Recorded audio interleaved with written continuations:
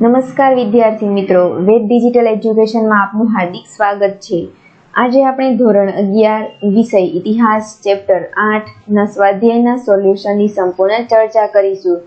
તો જો તમે ચેનલમાં નવા હોય તો ચેનલને સબસ્ક્રાઇબ કરી દો જેથી તમામ વિષયની માહિતી તમને મળતી રહે। તો ચાલો શરૂ કરીએ।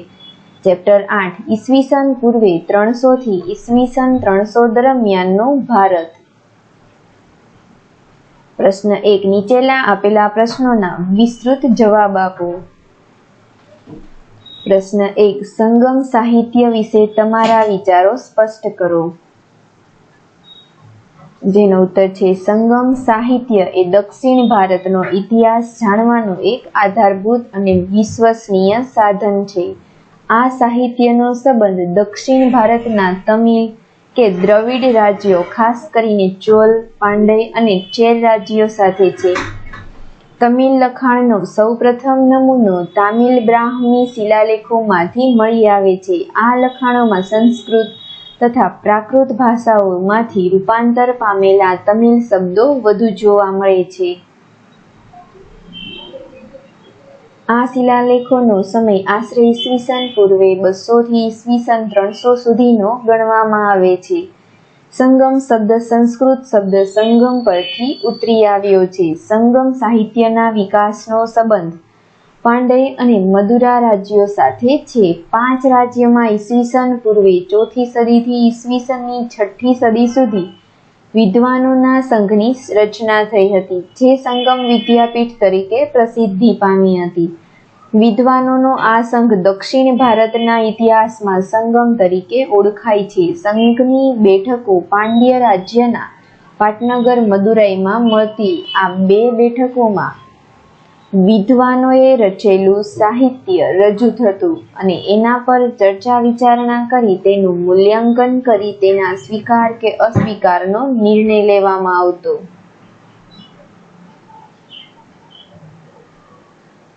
આમ વિદ્વાનોના સંઘમાં સ્વીકૃતિ પામેલું સાહિત્ય સંગમ સાહિત્ય કહેવાતું। આ સાહિત્યમાં તમિલ વીર કાવ્યોનો પણ સમાવેશ થતો હતો। દંતકથા પ્રમાણે સંગમ સાહિત્યનો સમય 10,000 વર્ષનો ગણાય છે। આ સમયગાળા દરમિયાન સંઘની કુલ 3 બેઠકો યોજાઈ હોવાનું માનવામાં આવે છે। સંગમની દરેક બેઠક મદુરાઈમાં મળી હતી, જોકે તે સંગમની કોઈ કૃતિ મળી આવતી નથી। દ્વિતીય સંગમની 3700 કૃતિઓમાંની એકમાત્ર કૃતિ તોલિકાપ્યમ મળે છે।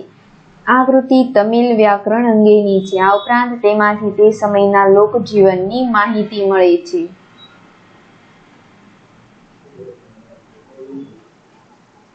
તૃતીય સંગમની કૃતિઓ નોંધપાત્ર છે। તેમાં પથપાટુ કાવ્ય કૃતિમાં 10 કાવ્યો છે, જે પ્રકૃતિ વર્ણનના ઉત્તમ કાવ્યો ગણાય છે।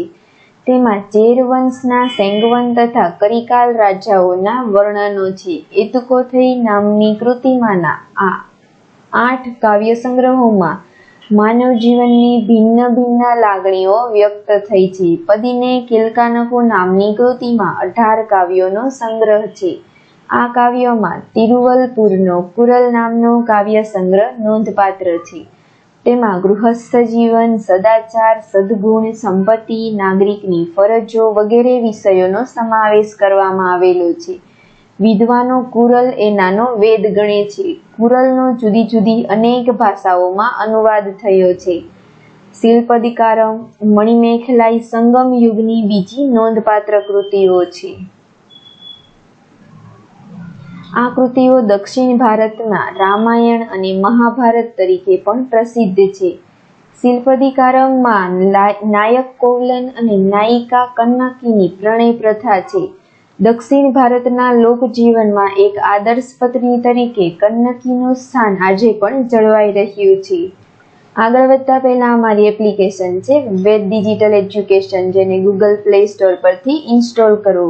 ઇન્સ્ટોલ કર્યા બાદ ઓપન બટન પર ક્લિક કરો। ત્યારબાદ તમને આ પ્રકારનું પેજ ઓપન થશે। અહીં તમે તમારો મોબાઈલ નંબર એન્ટર કરીને સેન્ડ ઓટીપી પર ક્લિક કરો એટલે 4 અંકનો ઓટીપી આવશે, તેને એન્ટર કરો। ત્યારબાદ આ પ્રકારનું પેજ ઓપન થશે। અહીંથી તમને ગુજરાત સરકાર દ્વારા પ્રકાશિત એકમ કસોટીના પેપર વિથ સોલ્યુશન, અહીંથી તમને તમામ ઇમ્પોર્ટન્ટ માહિતી અને બોર્ડ દ્વારા પ્રકાશિત પેપરના સોલ્યુશન તદુપરાંત યુટ્યુબ વિડીયોઝમાં જતા જે તે ધોરણના વિષય વાઇઝ અને પ્રકરણ વાઇઝ સોલ્યુશન, જેમાં પાઠની સમજૂતી, સ્વાધ્યાય સોલ્યુશન, આ પ્રકારના તમામ વિષયો જેવા કે મનોવિજ્ઞાન, સમાજશાસ્ત્ર, ઇતિહાસ, તમામ વિષયના તમામ પ્રકારની માહિતી પાઠ સાથે, સમજૂતી સાથે અહીંથી તમને મળતી રહેશે. તો આ માહિતી તમારા મિત્રો કે સગા સંબંધીઓને શેર કરો. તો ચાલો આગળ વધીએ. પ્રશ્ન 2. સંગમ સાહિત્યમાં જોવા મળતા સમાજ વિશે ચર્ચા કરો. જેનો ઉત્તર આ પ્રમાણે છે. તમે વિડીયોને પોઝ કરીને વિદ્યાર્થી મિત્રો વાંચી શકો છો.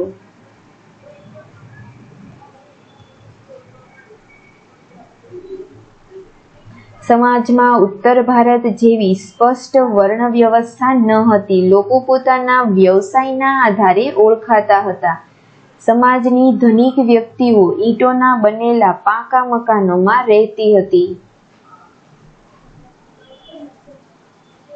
સંગમકાલીન સમયમાં સતી પ્રથા અસ્તિત્વ ધરાવતી હતી. તમિલમાં સતી પ્રથાને તિપ્યદા હેના વિધવા મહિલાઓની સ્થિતિ દયાજનક હતી.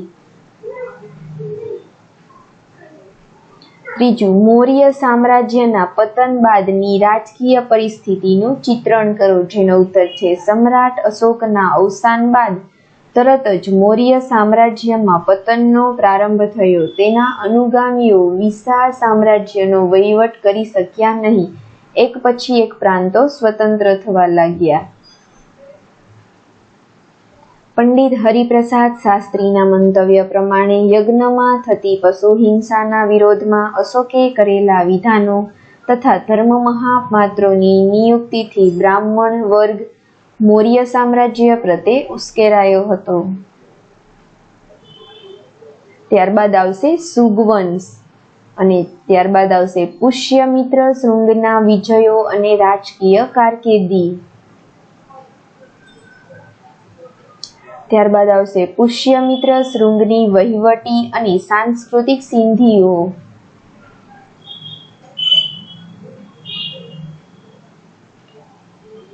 પુષ્પમિત્રે અનેક કલાત્મક બૌદ્ધ સ્તૂપો અને હિન્દુ મંદિરો બંધાવીને શિલ્પ અને સ્થાપત્ય કલાને પ્રોત્સાહન આપ્યું. ચોથો પ્રશ્ન. ભારતના વિશ્વના અન્ય રાષ્ટ્રો સાથેના સંબંધોનો ખ્યાલ આપો. જેના ઉત્તરમાં આવશે મૌર્ય સામ્રાજ્યના પતન બાદ મધ્ય એશિયા અને ચીનના પશ્ચિમ ભાગમાંથી આક્રમણો થયા. તેમાં ભારતીય, ગ્રીક, શક, પહલવ અને કુષાણ મુખ્ય હતા. કુષાણ મોંગોલિયાનો રહેવાસી હતો. તે યુકેચી વંશનો હતો. તેણે શક અને પહલવોને પરાજય આપીને વિશાળ સામ્રાજ્ય સ્થાપ્યું હતું. 5મો પ્રશ્ન છે ગાંધાર કલા શૈલી વિશે સમજાવો. જેના ઉત્તર છે કનિષ્કના સમયમાં બૌદ્ધ ધર્મનો ખૂબ મોટા પ્રમાણમાં પ્રચાર અને પ્રસાર થયો. ઈસવીસનની 1લી સદીમાં બૌદ્ધ ધર્મના હીનયાન અને મહાયાન એમ 2 ભાગ પડ્યા.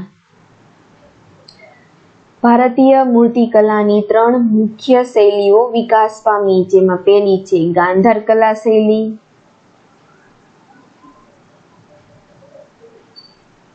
ગાંધાર કલા શૈલી પર ગ્રીક, રોમન અને ભારતીય પ્રભાવ વિશેષ હતો.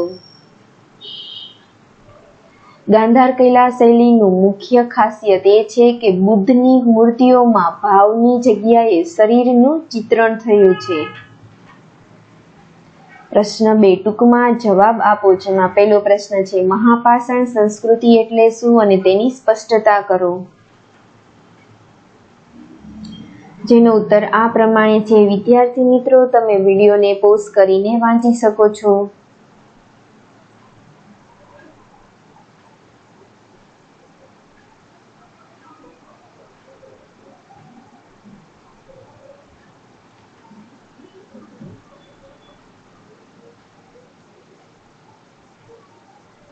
દફનના સ્થળો રહેણાંકના સ્થળોએથી દૂર રાખવામાં આવતા. આ સંસ્કૃતિ દરમિયાનના કાળા અને લાલ માટીના વાસણો પણ મળી આવ્યા છે.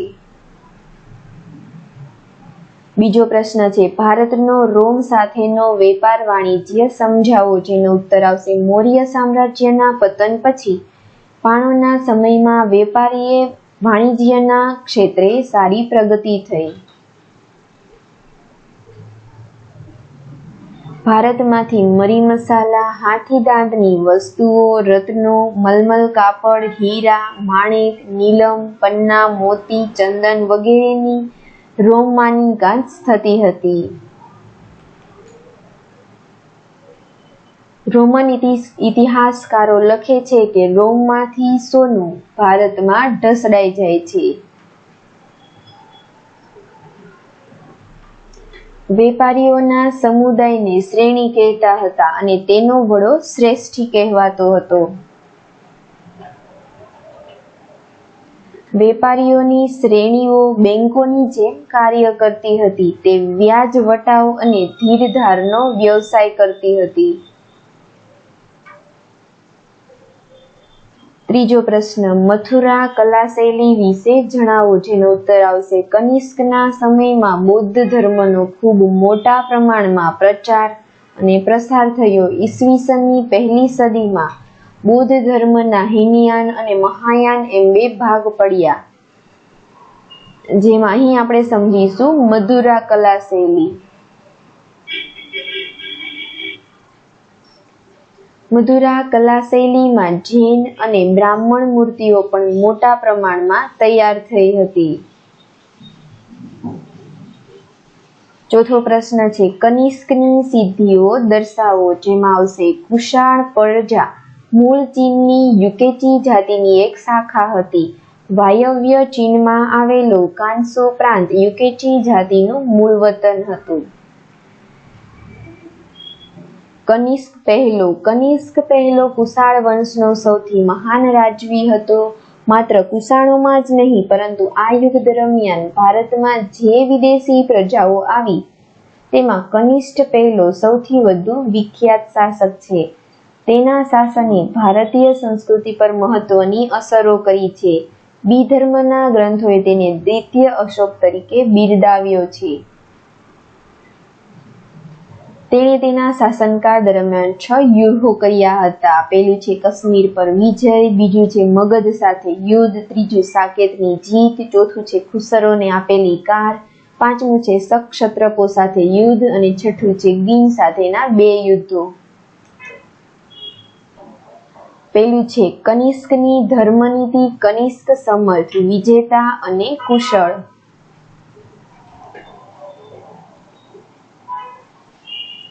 જેમાં બીજું છે કાશ્મીરમાં ચોથી બૌદ્ધ ધર્મ પરિષદ અને ત્રીજું છે બૌદ્ધ ધર્મના 2 પંથો.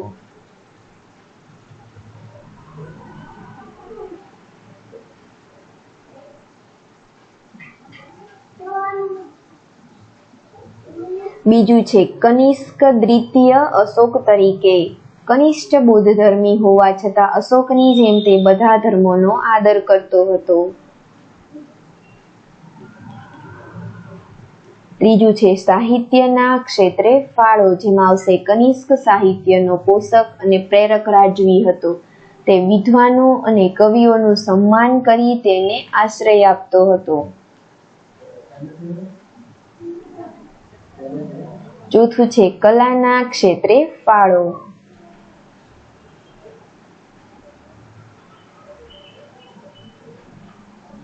તેના સમયમાં મથુરા કલાનું મહાન કેન્દ્ર બન્યું હતું. રામા કનિષ્કના સમયની બૌદ્ધ અને જૈન મૂર્તિઓ મળી આવી છે. સમ્રાટ કનિષ્કે પોતાના રાજ્યારોહણની યાદમાં ઈસવીસન 78માં સંવતનો પ્રારંભ કર્યો હોવાનું માનવામાં આવે છે. પાંચમો પ્રશ્ન, મૌર્ય સામ્રાજ્ય પછી ભારતીય સમાજની લાક્ષણિકતાઓ સ્પષ્ટ કરો. જેમાં ભારતીય સમાજની લાક્ષણિકતાઓ જેમાં આવશે વિદેશીઓના સતત સંપર્કને કારણે ભારતના સમાજ જીવનમાં નોંધપાત્ર પરિવર્તનો આવ્યા. વિદેશી શાસનને કારણે ભારતીય, ઈરાની, રોમન અને ચીન એમ 4 સંસ્કૃતિઓનો સમન્વય થયો.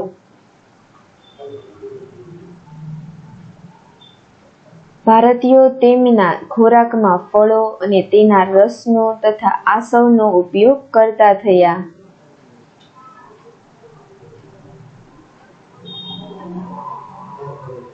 ઉત્સવ, વાદન, નર્તન, રમતગમત વગેરેનું પ્રમાણ વધ્યું. માનવીનું જીવન મોજ-શોખ અને વૈભવ-વિલાસવાળું બન્યું. સમાજમાં મહિલાઓના ઘડતર અને સંસ્કારની પ્રક્રિયા અટકી ગઈ અને તેમના બૌદ્ધિક તથા સામાજિક વિકાસ રૂંધાઈ ગયો. પ્રશ્ન 3. નીચેના પ્રશ્નો માટે આપેલા વિકલ્પોમાંથી સાચો વિકલ્પ પસંદ કરીને ઉત્તર લખો. પહેલો પ્રશ્ન છે, મૌર્ય સામ્રાજ્ય બાદ કયા વંશની સ્થાપના હતી? જેમાં આવશે A. શુંગ. બીજો પ્રશ્ન, સંગીત સાહિત્યની ભાષા કઈ હતી? જેમાં ઉત્તર આવશે A. તમિલ. ત્રીજો પ્રશ્ન, કયા સ્થળેથી રોમ સાથેના ભારતીય વેપારના પુરાવા પ્રાપ્ત થયા છે? જેમાં ઉત્તર આવશે C. અરિકામેડુ. ચોથો પ્રશ્ન, કૌરવ પાંડવ યુદ્ધ વર્ણવતા ગ્રંથ મહાભારતનું મૂળ નામ શું હતું? જેમાં ઉત્તર આવશે D. મિનેન્ડર. પાંચમો પ્રશ્ન, મિલિંદ પાહો ગ્રંથ કયા રાજા સાથે સંકળાયેલ છે? જેમાં ઉત્તર આવશે D. જય સંહિતા. Thank you.